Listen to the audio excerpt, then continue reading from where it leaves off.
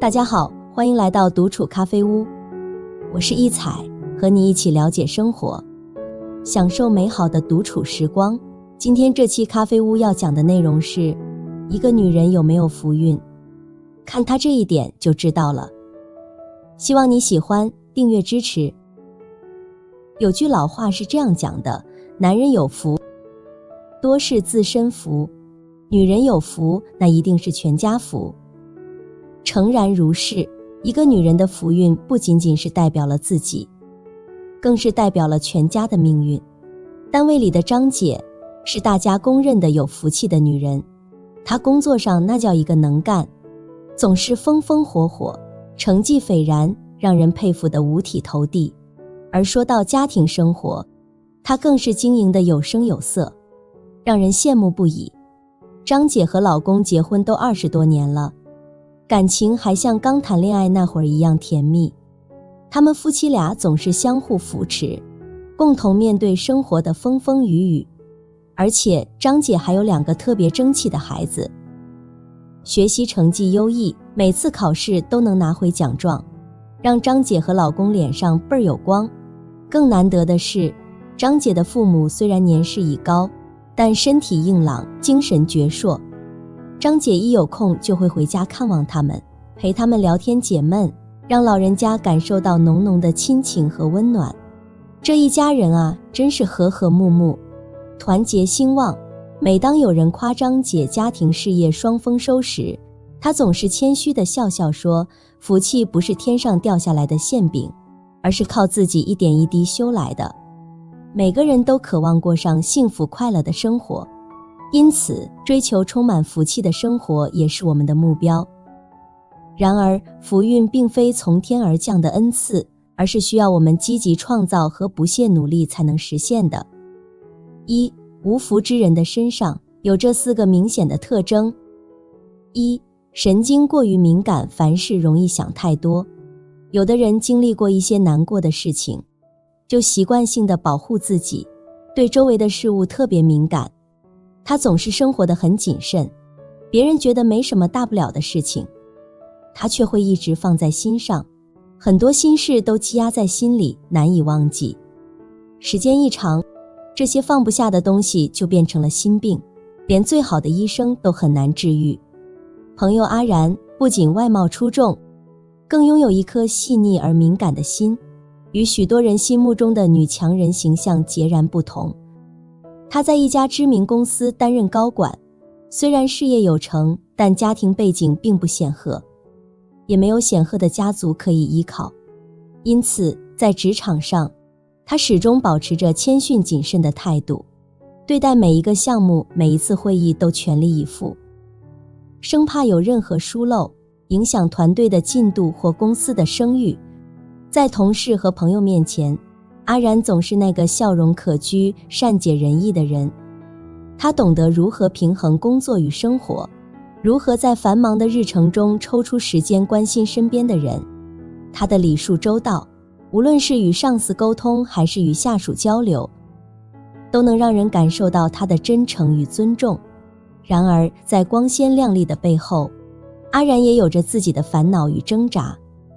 他常常会在夜深人静时反复思考工作中的每一个细节，每一个决策是否足够明智，每一个反应是否足够得体。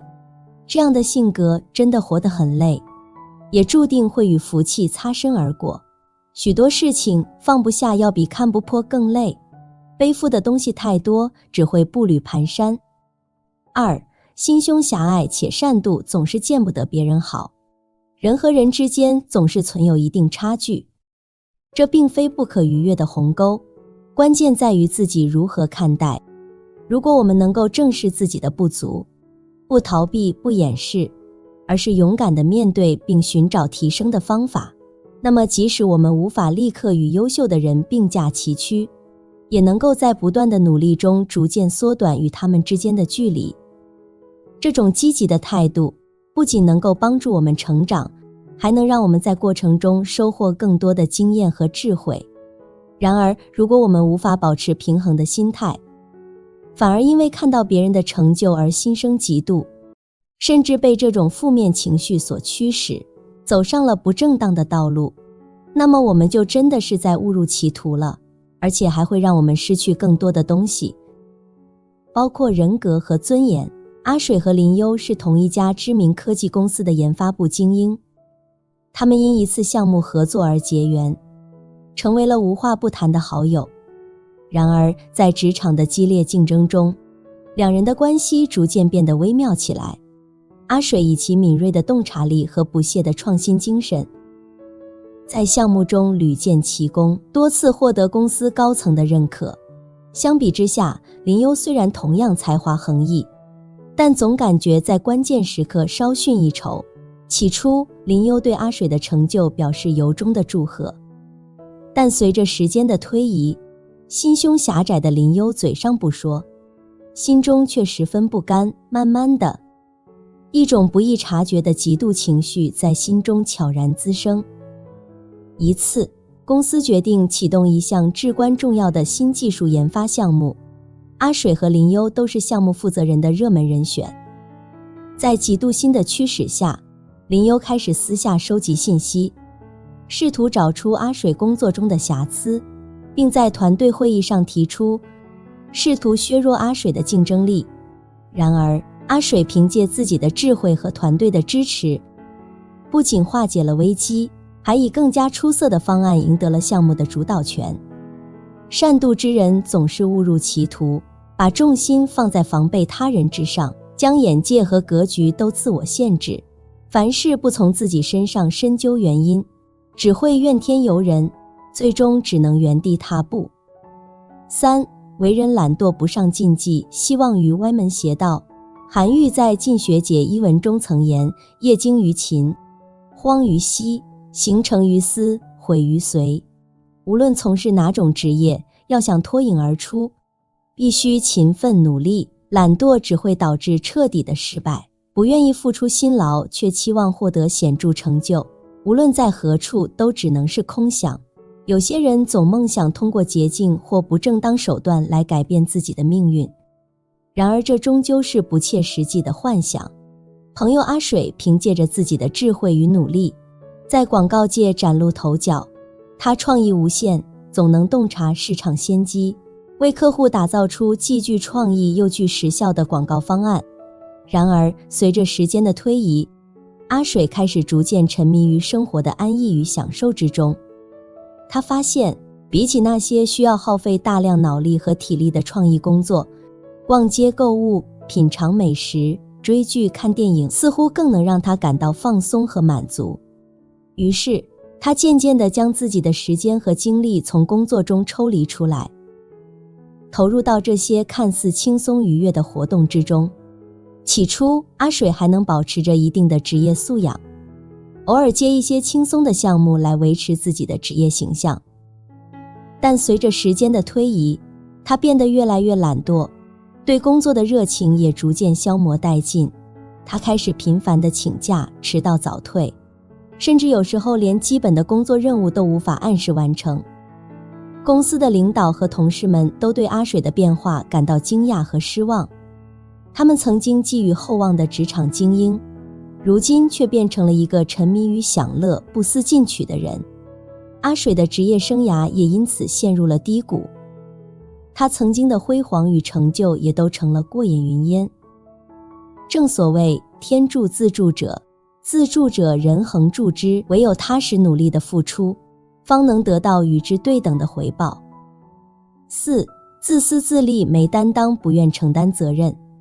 生活里每个人都有自己的任务，或是家里的主要支撑，或是公司的领头人。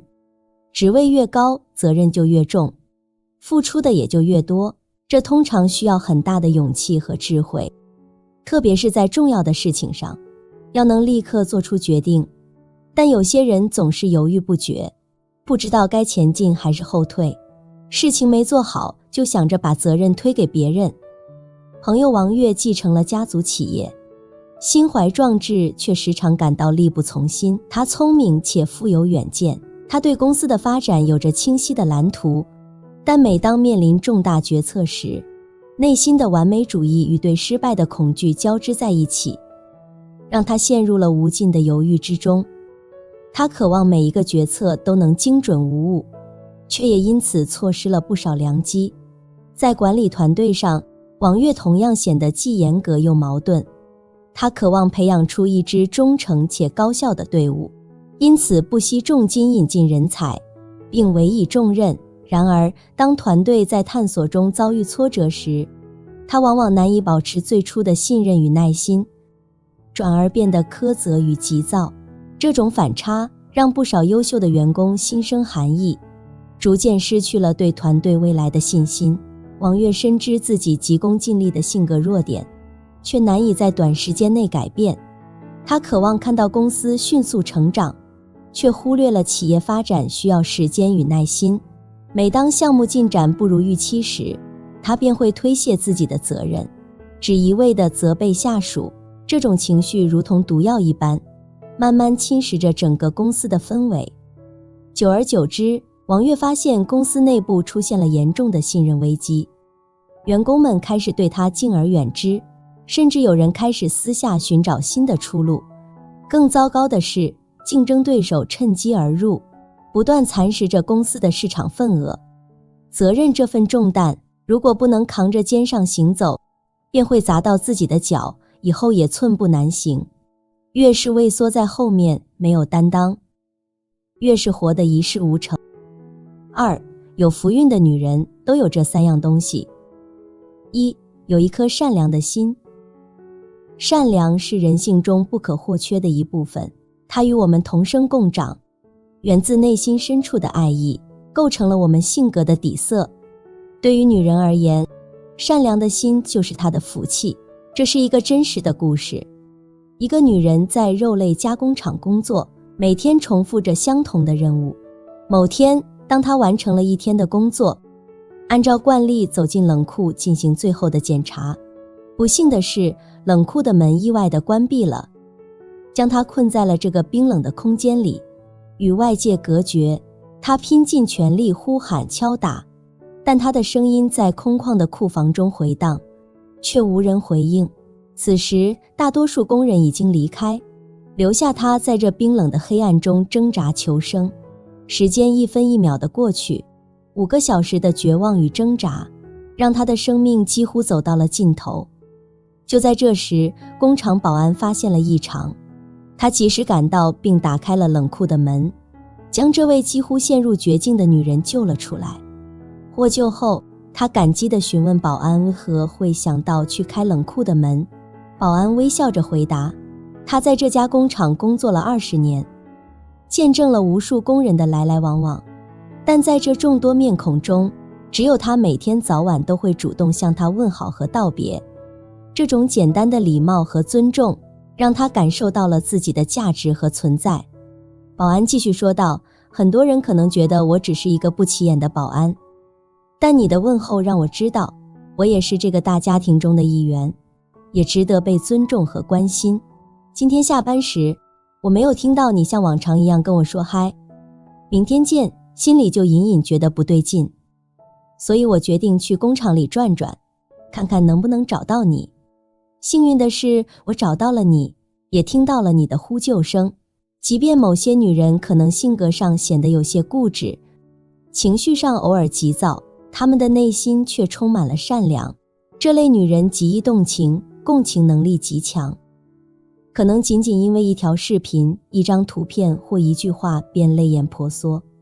她们会在自己的能力范围内伸出援手，让他人感受到这个世界的温暖与爱意。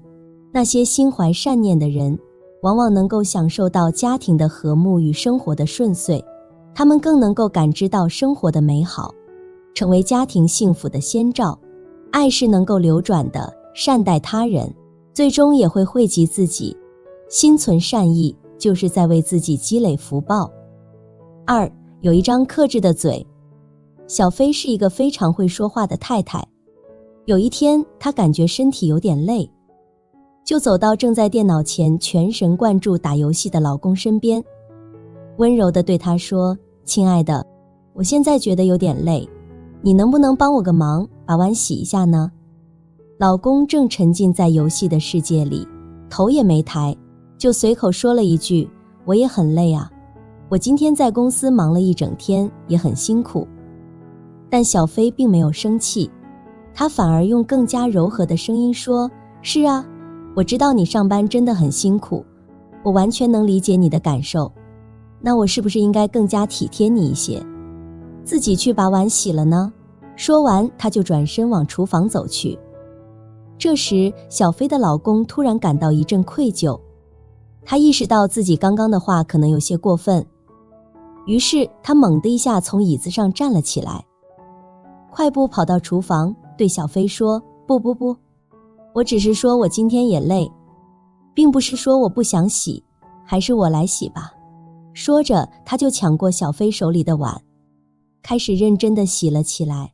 我真的很佩服小飞的智慧和耐心，她用这种方式不仅避免了和老公之间的争执，还让他感受到了自己的不易和辛苦，从而愿意为他妥协和改变。还有一次，小飞不小心把一样东西给弄丢了，当时她的心情本就不好，而老公又因为这件事一直数落她，你怎么总是这么粗心大意，什么都做不好，这么多年了，怎么还是一点长进都没有？但小飞并没有因此而生气或反驳，她反而笑着对老公说，谢谢你啊，老公。这一句话让老公愣住了，他惊讶的连话都说不利索了，你说什么？你谢谢我，为什么？小飞微笑着解释，你看，虽然我在你眼里有很多缺点，但你还是这么爱我，包容我，这让我感觉非常幸福和满足，所以我要谢谢你啊。这就是小飞的智慧之处，即使面对对方的指责和批评，他也不会选择愤怒反击或以暴制暴，相反，他会用更加柔和和智慧的话语去回应对方，从而收获对方的柔情和更加圆满的婚姻。会说话的女人运气好，女人的嘴就是她们生命中的一方风水宝地，其中蕴含着人情世故的精髓。在日常生活中，我们不难观察到那些言辞尖锐、处处涉难的女人，她的生活往往充满了不幸。这类女人以嘲弄他人为乐，将自己微薄的优越感建立在他人痛苦之上，随着时间的流逝，就会不知不觉地损害自己的命运。相反，那些机智的女人在与人交流时能够洞察人心，明辨是非，知道什么话该说，什么话不该说。她们在言谈中顾及他人感受，温柔和善。这样的女人无论置身何处，都容易成为众人喜爱的对象。她们的风度让人不由自主地产生敬意，渴望与之结交。通常，这样的女人会得到许多积极的反馈和美好的回报。3. 有一个积极乐观的心态。一个女人的心态和态度，其实就像是她人生旅途中的指南针，深深影响着她的福运与幸福。同学娟子曾经是典型的负能量综合体，每次和她聊天，都像是一场不好笑的吐槽大会。工作上不顺心，总觉得领导在压榨她；家里老公戒酒说了无数次，却始终不见行动；孩子上了小学，还是让人操心不断；婆婆又爱管这管那，家里总是乱糟糟的，地板好像永远都干净不了。去年同学聚会，看到她时，我差点没认出来，她整个人看起来老了许多，脸上写满了疲惫和无奈，连笑都显得那么勉强。后来听说，她开始尝试改变自己的生活方式，把一部分空余时间留给自己，不再被那些琐碎的事情压得喘不过气来。一到节假日，她就会去爬山旅游，还结交了一群热爱户外活动的朋友。在轻松的氛围中，她逐渐找回了自己，心态也慢慢变得平和起来。现在的娟子已经不再是那个每天抱怨连连的人了，她学会了放下，不再为家里的琐事烦恼，也不再把工作上的情绪带回家里。她开始懂得爱自己，学会在忙碌的生活中找到片刻的宁静和放松。她的改变也带动了整个家庭的氛围，老公开始主动戒酒，还帮忙做家务，孩子也变得更加懂事听话，这个家因为娟子的改变而变得更加温馨和谐。前阵子她给我发来了旅游的照片，照片中的她笑容满面，眼神中充满了幸福和自信，这完全不是以前那个总是拉着脸负能量满满的她了。她说，自从我改变了自己的心态，整个世界都好像变得美好了起来。我发现，当你不再抱怨，不再焦虑的时候，身边的一切都会跟着好起来。我笑着回复她，是啊，女主人是家里的灵魂人物，你的心态好了，家里的氛围自然就好了。情绪是会传染的，你的快乐和幸福也会感染到家里的每一个人。一个心态阳光、态度积极的女人，即便在生活的风浪中，也能笑着面对每一个困难。她不会让消极的情绪拖垮自己，而是选择用乐观和开朗去化解内心的烦恼，不让自己陷入无休止的内耗之中。这样的女人自然更容易收获幸福。积极乐观的女人懂得珍惜当下，享受生活的美好，不论是琐碎的生活日常，还是紧张忙碌的工作场景，这样的女人都能以一种超然的心态去面对。凡事看开一些，不必太过计较得失，想得少一些，就能让心灵更加轻松自在。日子也会在这种积极态度中悄然变得不同，充满了更多的色彩和欢笑。积极向上的心态，就像是女人福运的强力引擎，驱动着我们在人生的道路上勇往直前。它让女人们在面对挑战时更加坚韧不拔，在追求梦想时更加坚定不移。有了这样的心态，女人们就能走得更加顺利，更加幸福。杨绛先生说，如果要锻炼一个能做大事的人，必定要叫他吃苦受累，百不称心，才能养成坚韧的性格。一个人经过不同程度的锻炼，就获得不同程度的修养，不同程度的福气。好比香料，捣得愈碎，磨得愈细，香得愈浓烈。诚然，女人坚持修炼自己，是提升气质和神韵涵养的最佳途径。真正聪明的女人会越活越好。因上努力，果上随缘。往后余生，愿你眼中有光，心中有爱，在岁月的沉淀中依然散发太阳般的耀眼光芒。好了，这期咖啡屋到此就分享完了。如果内容对你有所帮助，或者看后有所醒悟，麻烦你订阅和分享给身边的朋友。欢迎留言和投稿，在咖啡屋与我们一起学习别人的最好，遇见更好的自己。我们下期节目见。